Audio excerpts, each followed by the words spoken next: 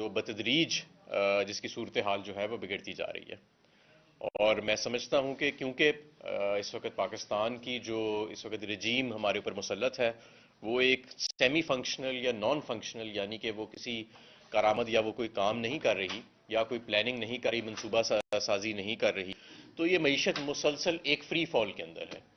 اور کوئی ایسی انٹرونشن ابھی تک، کوئی ایسی پالیسی یا کوئی ایسا ہمیں آثار نظر نہیں آ رہے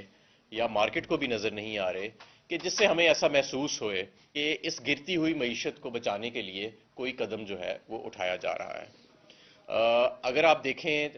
ڈالر کی صورتحال، تو ڈالر کو انہوں نے امپورٹس کو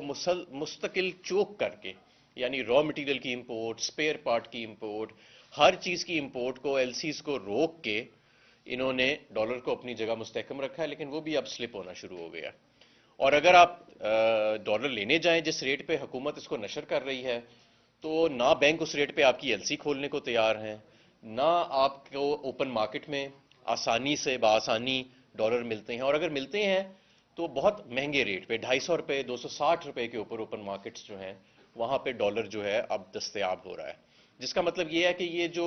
انٹر بینک کا ریٹ ہے 225 کا، 226 کا، یہ بے معنی ہو چکا ہے. اس پہ نہ تو آپ کوئی چیز امپورٹ کر سکتے ہیں اور نہ ہی یہ آپ کو دستیاب ہے کسی ضرورت کے لیے. لہٰذا اس وقت پاکستان میں ڈالرز جو ہیں وہ ختم ہو چکے ہیں، ڈالرز کی کمی آ چکی ہے. دوسری جانب اگر دیکھیں تو انڈسٹری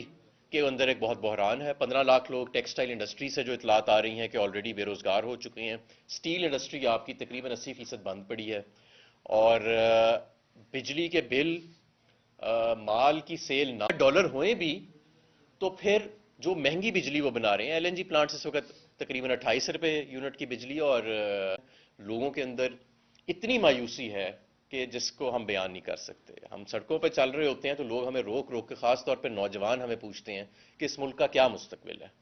اور یہ جس طرح ان کو ہمارے اوپر مسلط کیا گیا. اب میں دوسری بات جو سب سے ضروری ہے کہ یہ جو آج کل ایک ڈنڈورا پیٹا جا رہا ہے کہ جی کیونکہ پی ڈی ایم حکومت سے معیشت تو چلی نہیں ہو رہی ہے. دیکھیں، اگر آپ جن ممالک کے اندر حالات بگڑے، اور اللہ کا شکر ہے کہ پاکستان میں کبھی اس نہج پہ حالات نہیں گئے، لیکن اب ہمیں ایک ریالٹی فیس کرنا پڑ رہی ہے کہ یہ جو حالات ہمارے سامنے آ رہے ہیں یہ اسی طرف جا رہے ہیں کہ جو ایک ڈیفالٹ لائک سچویشن ہے. سلیکٹو ڈیفالٹ تو ہم کر چکے ہیں. تو ایسی صورتحال میں کیا ہوتا ہے؟ ایسی صورتحال میں یہ ہوتا ہے کہ آپ کو معاشی ماہر جو ہے وہ، میں نہیں سمجھتا کہ ان کی پالیسیز کو ریٹیفائی کرے گا یا ان کی پالیسیز کو سمجھ بھی سکے گا. ان کی ایک اپنی منطق ہے، اور اس منطق کے پیچھے یہ ملک جو ہے مزید اب اس کی معیشت گوارا نہیں کر سکتی کہ ہم اس طرح غیر سنجیدہ طور پہ اس معیشت کو چلائیں. میں آپ کو یہ بھی بتاتا چلوں کہ یہ خوف کا عالم جو ان کے چہروں سے نظر آتا ہے جب عمران خان کا آپ نام لیں یا الیکشن کا نام لیں، وہ تو واضح ہے. لیکن اگر پاکستان کو ہم پچھلے 8 ماہ سے 9 ماہ سے پاکستان کے اندر، اس سے ہم ضرور اللہ کرے ہمارا ہنچ ہی ہو، اور اللہ کرے اس کے اندر کوئی حقیقت نہ ہو، لیکن اگر اس کے اندر کوئی حقیقت ہے تو ہم اس کو پہلے ہی بتا دینا چاہتے ہیں کہ پاکستان کی عوام ایسا کوئی تجربہ یا ہمارے سینئر رہنماؤں کو برہنہ کر کے مارا گیا، ان کے بچوں کے سامنے مارا گیا، ہمارے قائد کے اوپر قاتلانہ حملہ ہوا، ان کو گولیوں سے چھلی کیا گیا، اور ہمارے کارکنوں کو گولیوں سے چھلی کیا گیا. کچھ ہمارے